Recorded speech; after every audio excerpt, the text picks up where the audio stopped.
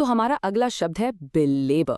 देखिए, ये एक वर्ब है, यानी कि एक क्रिया, और इसका मतलब बहुत सिंपल है। जब आप किसी बात को ज़रूरत से ज़्यादा लंबा खींचते हैं, उस पर इतनी देर तक बात करते हैं, इतनी डिटेल्स देते हैं कि सामने वाला बोर हो जाए, उसे कहते हैं बिलेबर करना। बेसिकली एक ही बात को पकड़कर घुमाते रहें।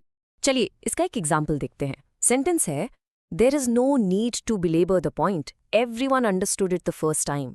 अब सोचिए, आप एक मीटिंग में हैं, आपने अपनी बात समझा दी और सबको समझ भी आ गई, पर आप फिर भी उसको बार बार अलग अलग तरीके से बता रहे हैं। तो कोई आपसे कह सकता है, प्लीज डोंट बिलेबर द पॉइंट, यानी अब इस बात को और मत खींचो, सबको एक ही बार में समझ आ गया था। अब एक और थोड़ा अलग कॉन्टेक्स्ट देखते हैं, जैसे कि एक कोर्ट रूम में। The lawyer continued to belabor the minor detail, trying to confuse the jury. यहाँ पर belabor करना एक सोची समझी स्ट्रैटेजी है, एक चाल है। मतलब लॉयर जानबूझकर एक छोटी सी अनइम्पॉर्टेंट सी डिटेल को इतना लंबा खींच रहा है ताकि जूरी कंफ्यूज हो जाए और उनका ध्यान असली मुद्दे से हट जाए। ओके, ये वाला एग्जाम्पल तो हम सब अपनी लाइफ में रिलेट कर सकते हैं। He would often belabour his stories with unnecessary details. जानते हैं ना आप कुछ ऐसे लोगों को जिनकी कहानियां कभी खत्म ही नहीं होती। वो इतनी फालतू की डिटेल्स ऐड करते जाते हैं कि जो असली इंटरेस्टिंग पार्ट होता है वो कहीं खो जाता है। बस इसी को कहते हैं to बिलेबर a story.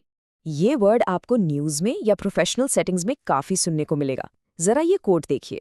Critics argued the press conference was a waste of time as the CEO chose to belabor old successes instead of addressing current issues.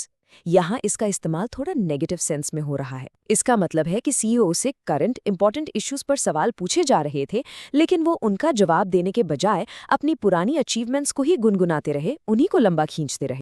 इस वर्ड को और अच्छे से समझने के लिए आइए इसके सिनोनिम्स यानी समानार्थी शब्दों पर नजर डालते हैं। ये हैं dwell on, over explain, rehash. इन सब का मतलब है एक ही बात को बार बार दोहराना या उस पर अटके रहना। और इसके ऑपोजिट यानी विलोम शब्द हैं be concise, get to the point, summarise, जिनका सीधा से मतलब है बात को संक्षेप में बोलो, लंबा मत खींचो, सीधे मुद्दे पे आओ। बस आज के लिए इतना ही। मिलते हैं नेक्स्ट वीडियो में।